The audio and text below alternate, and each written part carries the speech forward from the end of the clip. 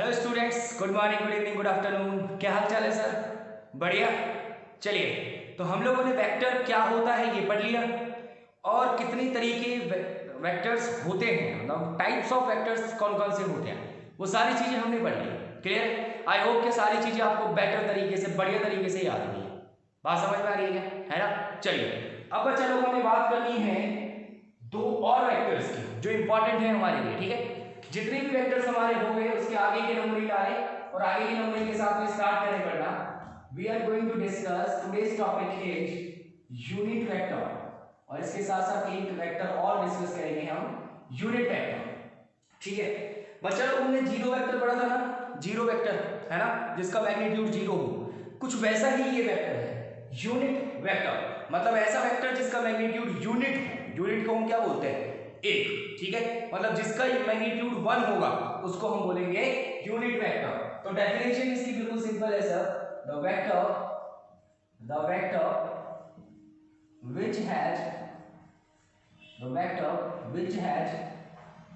its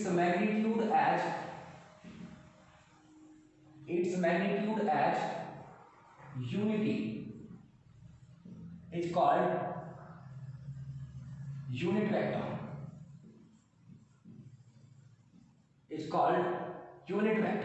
ठीक है, मतलब ऐसा कोई मैग्नीट्यूड ऐसा कोई वेक्टर जिसका मैग्नीट्यूड यूनिटी होता है, 1 होता है, उसको हम बोलते हैं यूनिट वेक्टर। ठीक है, चलिए next, unit vector is written as unit vector of a vector is written as a cap. ध्यान से देना, इसको पढ़ेंगे कैसे? A cap. कैसे पढ़ेंगे इसको? प्रोनाउंस कैसे करेंगे? A cap. क्लियर है बात? चलिए, तो बच्चा लोग ए कैप को हम बोलते हैं ए वेक्टर का यूनिट वेक्टर। क्लियर? और इसको फाइंड आउट करने का जो तरीका होता है, and a cap equals to जो होता है वो क्या होता है सर? ए वेक्टर को आप इसके मैग्नीट्यूड से डिवाइड कर दो तो बचता है यूनिट वेक्टर। ए वेक्टर को आप इसके मैग्नीट्यूड से डिवाइड कर दो तो बचता है यूनिट वेक्टर। क्लियर है? किसी भी वेक्टर का यूनिट वेक्टर अगर कैलकुलेट करना हो तो उस वेक्टर को आप किससे डिवाइड कर दो सर? किससे डिवाइड कर दो सर? मैग्नीट्यूड से। क्लियर है? अच्छा बच्चा लोग, किसी भी वेक्टर के पास ये फॉर्मूला क्या है? ये फॉर्मूला एक्चुअली में है वेक्टर अपॉन में मैग्नीट्यूड। ये फॉर्मूला क्या है सर? वेक्टर अपॉन में मैग्नीट्यूड। बच्चा लोग, वेक्टर का मतलब क्या होता है? वेक्टर कौन सी क्वांटिटी होती है? ऐसी क्वांटिटी जिसमें मैग्नीट्यूड और डायरेक्शन दोनों हो, है ना? तो वेक्टर का इनडायरेक्ट मतलब क्या है कि वेक्टर में मैग्नीट्यूड भी होगा और डायरेक्शन भी होगी। बात समझ में आ रही है? इसको डिवाइड किससे कर रहे हैं हम? मैग्नीट्यूड से। तो बच्चा लोग, मैग्नीट्यूड तो कैंसिल, ये जो चीज है वेक्टर अपॉन में मैग्नीट्यूड, ये इनडायरेक्टली किसके इक्वल आता है? डायरेक्शन के। इनडायरेक्टली किसके इक्वल आता है? डायरेक्शन के। तो सर इस बात को, अब जो बोलने जा रहा हूं, इस बात को दिमाग में सेट कर लेना। क्या? ये जो यूनिट वेक्टर है ना, वेक्टर अपॉन में मैग्नीट्यूड, एक्चुअल में ये वेक्टर की डायरेक्शन होता है। एक्चुअल में ये किसी भी वेक्टर की डायरेक्शन होता है, इसीलिए यूनिट वेक्टर को डायरेक्शनल वेक्टर भी बोलते हैं। इसीलिए यूनिट वेक्टर को डायरेक्शनल वेक्टर भी बोलते हैं। क्यों? Unit vector is also called as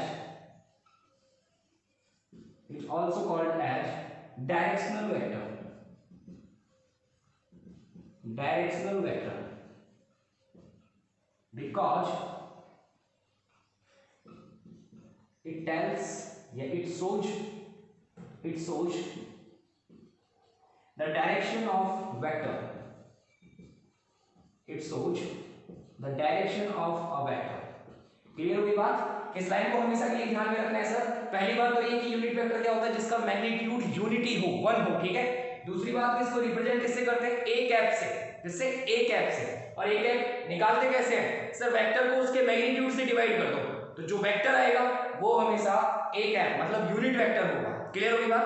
दूसरी चीज हमने सीखी कि सर यूनिट वेक्टर को डायरेक्शनल वेक्टर भी बोला जाता है। डायरेक्शनल वेक्टर क्यों बोला जाता है? क्योंकि ये हमें वेक्टर की डायरेक्शन को शो करता है, ये हमें वेक्टर की डायरेक्शन बताता है। क्लियर है? चलिए, note down the things on the board. जो भी चीजें बोर्ड पर दिख रही है उन्हें नोट करो sir. Hurry up.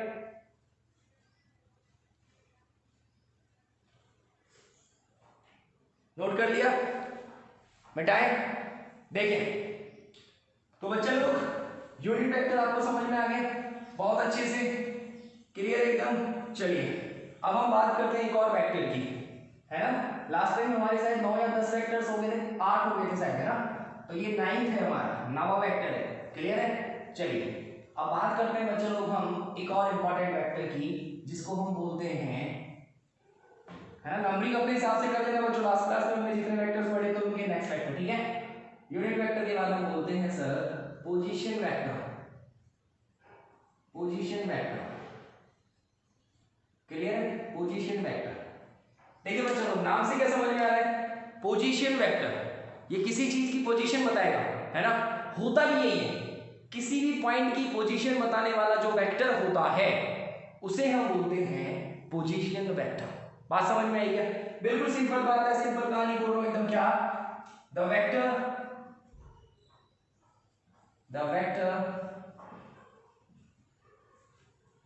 which is showing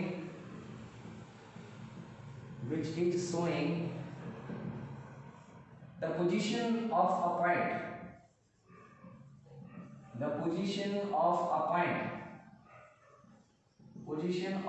point, P, then that vector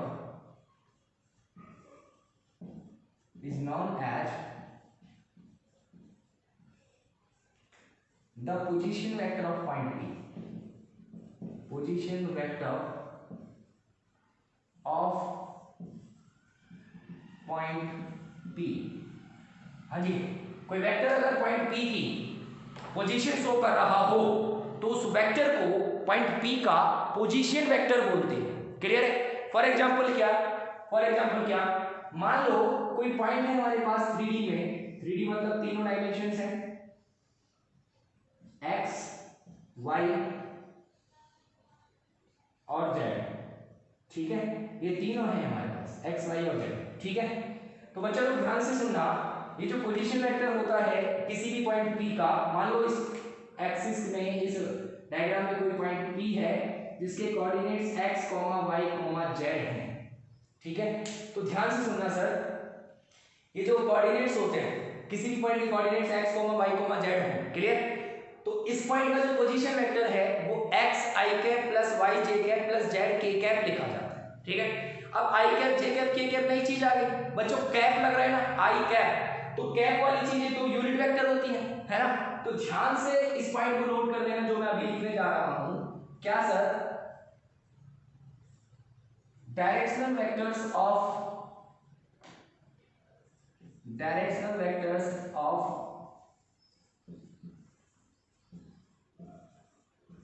x, y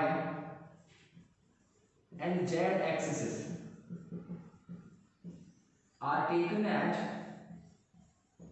कैसे लिए जाते हैं, i cap comma j cap and k cap respectively, है ना। इस पॉइंट को बहुत अच्छे से नोट कर देना सर।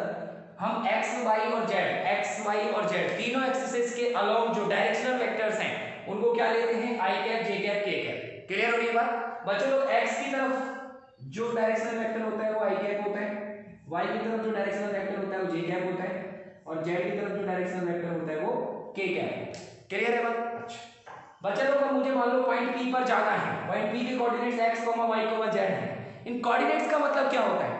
अगर आपको पॉइंट P पर पहुंचना है तो पहले आप x, ये जो वैल्यू है ये x, तो x की तरफ चलो, ठीक है। फिर y की तरफ चलो, फिर z की तरफ चलो, तो आप इस पॉइंट P पर पहुंच जाओगे। बात समझ में आ रही है क्या? x तो x की तरफ चलो, y की तरफ चलो और z की तरफ चलो, तो आप उस पॉइंट P पर पहुंच जाओगे। बात समझ में आ रही है? यही मतलब होता है कोऑर्डिनेट्स का, है ना। अब बच्चों, अब मुझे इस थ्योरी से x, y और z, इस थ्योरी से इसका पोजीशन वेक्टर बनाना है। देखो आपको इतना तो पता है कि x की तरफ चलना कितना है, मैग्नीट्यूड तो है आपके पास, कितना, small x is the value, तो मैग्नीट्यूड तो है बच्चों। डायरेक्शन और लगा दो तो वेक्टर बन जाएगा, है ना। तो x जाना है, किधर जाना है, i कैप की तरफ। ध्यान से सुनना सर, इस पॉइंट P का जो पोजीशन वेक्टर होगा, पॉइंट P का जो पोजीशन वेक्टर होगा, क्या लिख रहा हूं मैं, if a point P has coordinates at x, comma y comma z, then its position vector will be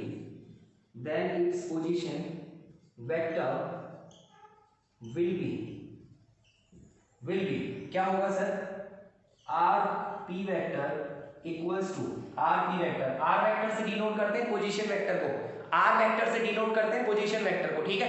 तो पॉइंट बी का बच्चों एक्स तो किधर गया, एक्स की तरफ मतलब कौन सी डायरेक्शन है, आई कैप, ठीक है।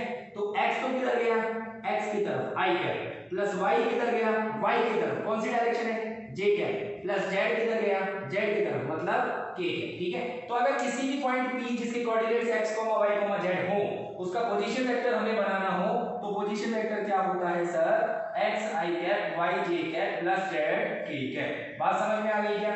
हाँ जी सर बोलो, पक्की बात है, क्लियर? चलिए जल्दी से वीडियो को पॉज करके नोट करें चीजों को।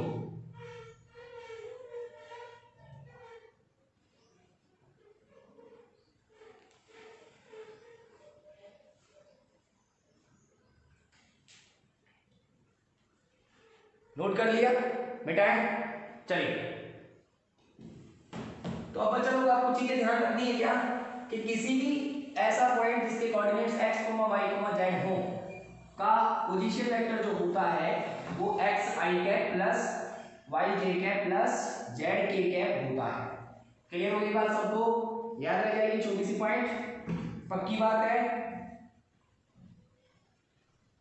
चलिए सर अब बात करते हैं कुछ इंपॉर्टेंट पॉइंट्स की, अब बात करते हैं कुछ इंपॉर्टेंट पॉइंट्स अबाउट वेक्टर। तो some important points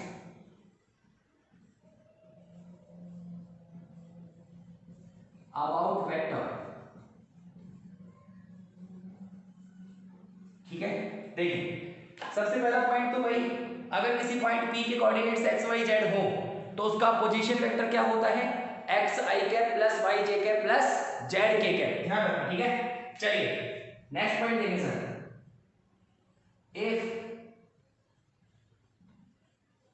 point P is x1, y1, z1 and point Q is x2, y2, z2, ठीक है। देन अब ध्यान से सुनना sir, vector of point Q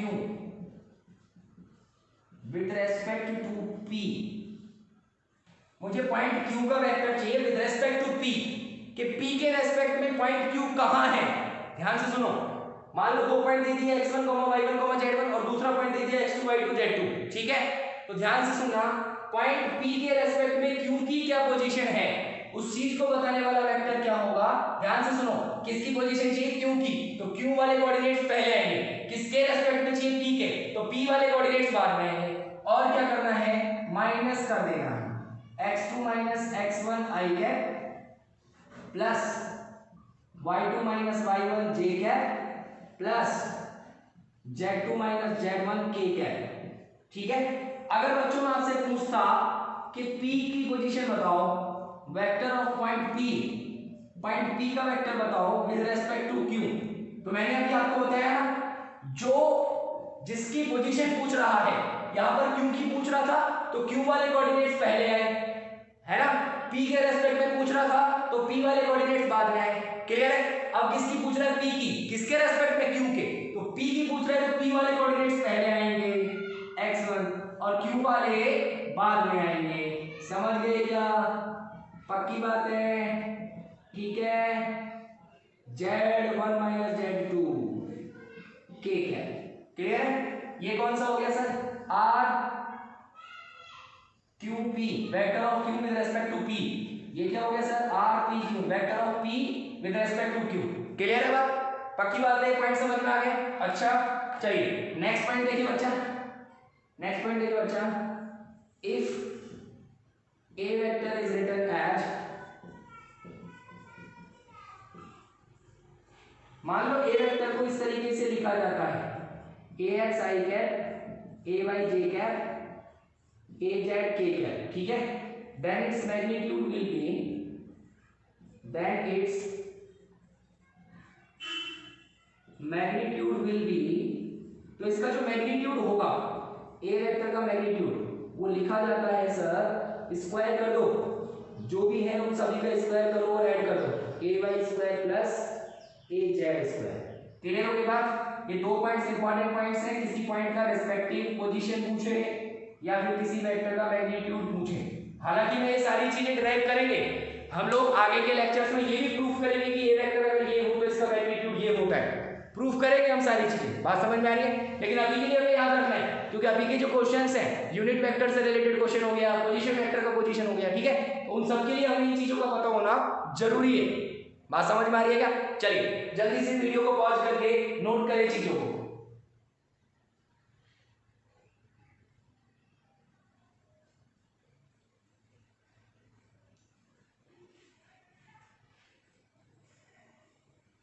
note कर लिया? मिटाएं? देखिए सर, अब हम बात करते हैं कुछ न्यूमेरिकल्स की।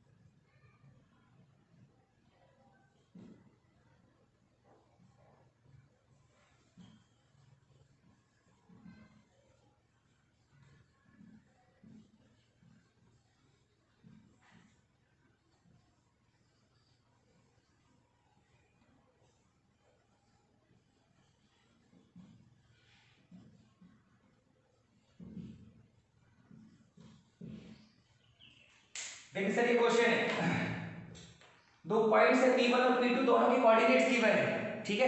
आपसे पूछा है position vector of both P1 और P2 दोनों के, तो पोजीशन वेक्टर बताओ, ठीक है। और पूछा है P1 का पोजीशन वेक्टर P2 के रेस्पेक्ट में बताओ, ठीक है। सारी चीजें आप लोगों को मैंने बताई हैं, क्लियर। सबसे पहले तो पोजीशन वेक्टर ऑफ P1, सबसे पहले तो पोजीशन वेक्टर ऑफ P1, हाँ जी सर, P1 वेक्टर क्या हो जाएगा? P1 के कोऑर्डिनेट्स क्या हैं? 2 - 1 3 है ना, मैंने बोला IJ की लगा दो, तो क्या हो जाएगा? 2x वाला 2 किसकी तरफ? I की तरफ, -1 किसकी तरफ? J की तरफ। भाई 1 × J तो J ही है, ठीक है। अच्छा, +3 किसकी तरफ? K की तरफ। ये किसका पोजीशन वेक्टर हो गया? P1 का, clear. Similarly position vector of P2 P2 vector equals to क्या हो जाएगा? देखो P2 के कोऑर्डिनेट्स 1 मतलब I कैप, 1 × I करता मैं, तो 1 I रहेगा ना, +2J cap -K cap. Clear हो गई बात? ठीक है। अब क्या चाहिए?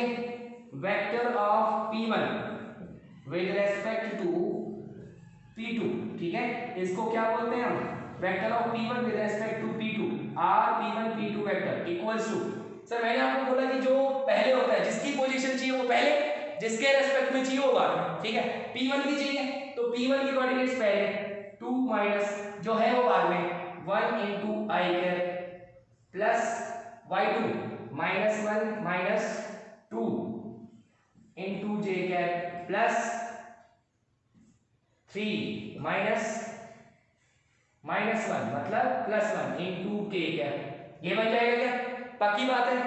सॉल्व करेंगे तो क्या आएगा? 2 - 1 मतलब I कैप माइनस -1 और -2 -3 J कैप प्लस के 4 K कैप।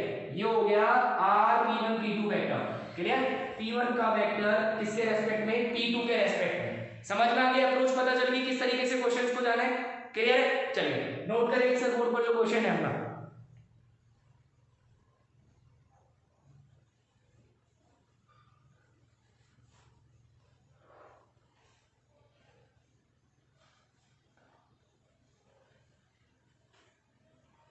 नोट कर लिया बेटा? देखें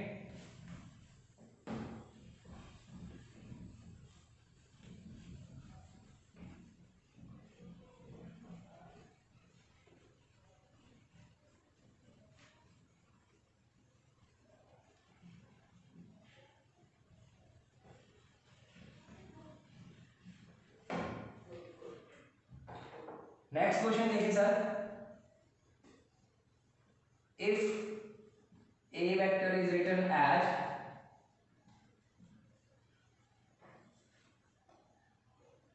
to I cap minus two J cap plus K cap, ठीक है, find the direction of a vector.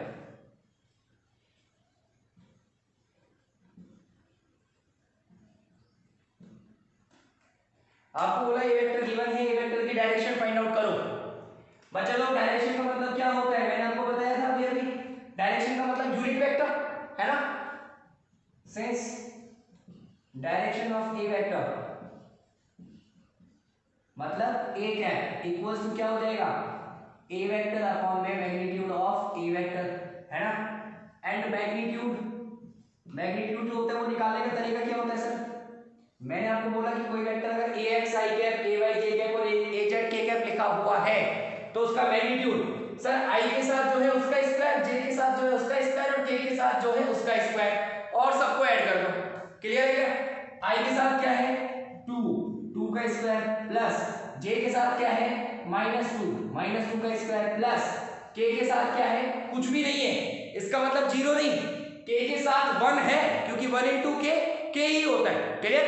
तो 1 का स्क्वायर। क्लियर? सॉल्व करेंगे सर इसको, ये 4 प्लस -2 का स्क्वायर, ये भी प्लस का 4 प्लस 1 कितना हो गया स्क्वायर रूट ऑफ 9 मतलब 3। मान लो ये कंप्लीट स्क्वायर नहीं बनता तो आप इसको स्क्वायर में भी रहने देते, कोई प्रॉब्लम नहीं, ठीक है। अब बच्चा लोग ए कैप क्या हो जाएगा, so a cap equals to a vector upon में मैग्नीट्यूड, ए वेक्टर क्या है 2i cap minus 2j cap plus k cap, किससे डिवाइड करना है मैग्नीट्यूड से, सेपरेट डिवीजन कर दे, क्या बन जाएगा 2i कैप बटे 3 माइनस 2j कैप बटे 3 प्लस k कैप बटे 3, ठीक है। इसको ऐसे लिख सकता हूं क्या मैं, a cap equals to 2/3i cap 2/3i cap minus 2/3j cap plus 1/3 k cap, ये हो गया आंसर। ये क्या है सर, ये डायरेक्शन है, ये क्या है डायरेक्शन है। बात समझ में आ गई क्या, यूनिट वेक्टर कैसे निकालना है, पक्की बात है क्या, बोलो सर। चलिए जल्दी से नोट करें जो भी चीजें बोर्ड पर है।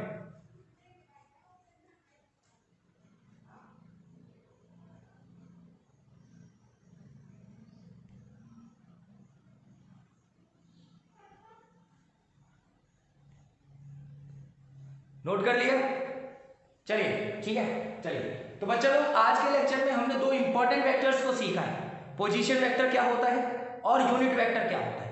दोनों ही बहुत ही ज्यादा इंपॉर्टेंट है। जब कभी भी डायरेक्शन की बात होगी तो आपको यूनिट वेक्टर आना चाहिए, अगर कभी किसी पॉइंट की पोजीशन की बात हुई तो पोजीशन वेक्टर आना चाहिए। बात समझ में आ रही है ना, दोनों वेक्टर्स आई थिंक कि आपको बहुत अच्छे से समझ में भी आ गए होंगे।